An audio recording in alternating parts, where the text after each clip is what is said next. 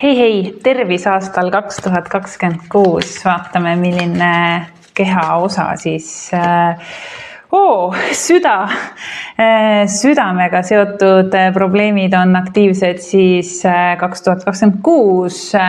Südamega kahes mõttes võib siis olla nagu nii südame rabandused, südame sellised veresoonkonna haigused, aga teisest küljest ja võib-olla tõsisemast küljest veel rohkem südame probleemid ja need varjatud emotsioonid ja tunded, mis põhjustavad meile depressiooni ja hingehädasid ja läbipõlemist, et minu süda on vaba ja avatud, et südamega on vaja tööd teha, südamega on vaja 2026 just enda tervise suhtes koostööd teha ja koos elada.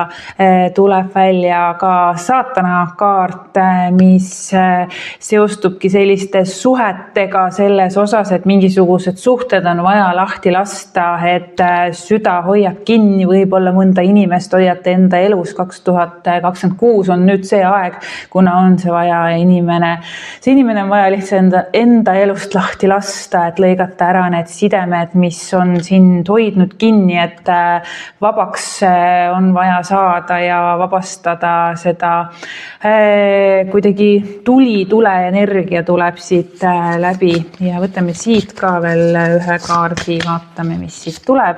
Südame teemad, nii ilus, et lood, et räägi asjad lahti, et räägi, mis südamel on, mine terapeudi juurde, räägi asjad ära ja see on väga oluline, räägi ja sa saad südamevalust vabaks, tegele iseendaga ja iseenda südamega 2026.